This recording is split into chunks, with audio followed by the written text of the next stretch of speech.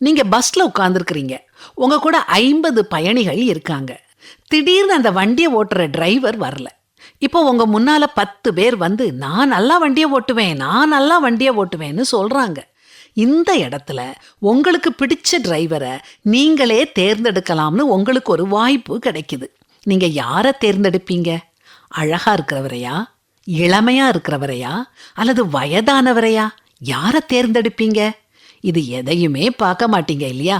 பொறுமையா யோசிச்சு நம்மளை யாரு பத்திரமா கொண்டு சேர்ப்பாங்க, யாருக்கு திறமை இருக்குதுன்னு ஆராய்ஞ்சு பார்த்து தான் தேர்ந்தெடுப்பீங்க.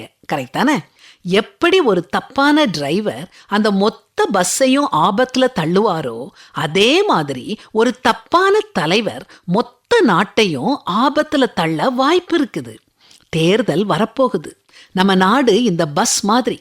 பஸ்ல இருந்த அந்த 50 பேருக்கு பதிலா 7,22,47,030 பேரு இருக்கும்.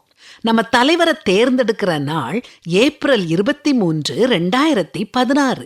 நாம தேர்ந்தெடுக்கிற தலைவர் தான் நம்ம எல்லாரையும் வழி நடத்தி நம்மளை முன்னேற்ற பாதைக்கு கொண்டு செல்ல போறாரு. அடுத்த 5 வருஷத்துக்கு நாம போட போற ஓட்டு தான் நம்ம ஈக்கனாமி, ஜாப், இன்ஃப்ராஸ்ட்ரக்சர், எஜுகேஷன் எல்லாத்தையும் முடிவு பண்ணும். ஒரு சின்ன செயல் தான். பட்டனை அழுத்த 5 வினாடிகள் தான் ஆகும். ஆனா அதோட தாக்கம் அடுத்த 5 வருஷத்துக்கு இருக்கும். யார் வந்தா எனக்கு என்னன்னு இருக்காதீங்க. இதே மாதிரி பஸ்ல இருக்கும்போது சொல்வீங்களா, ஒவ்வொரு உயிரும் முக்கியம், அதே மாதிரி ஒவ்வொரு ஓட்டும் முக்கியம். ஒரு ஓட்டுல தோத்தவங்கலாம் இருக்காங்க. நம்ம நாட்டு தலைவரை நம்ம எல்லாரும் சேர்ந்து ஞானமா தேர்ந்தெடுக்கணும். நமக்கு சுதந்திரம் இருக்குமா? வாழ்க்கை வளப்படுமா? நாடு முன்னேறுமா? நாம சந்தோஷமாவும் சமாதானமாவும் இருப்போமா? அப்படிங்கிறதெல்லாம் நினைச்சு சரியான தலைவரை தேர்ந்தெடுப்போம். நீங்க இந்த நாட்டு பிரஜை. ஓட்டு போடுறது உங்க கடமை. கண்டிப்பா ஓட்டு போடுங்க. மோசே மூலமா கர்த்தர் சொல்றத கேளுங்க.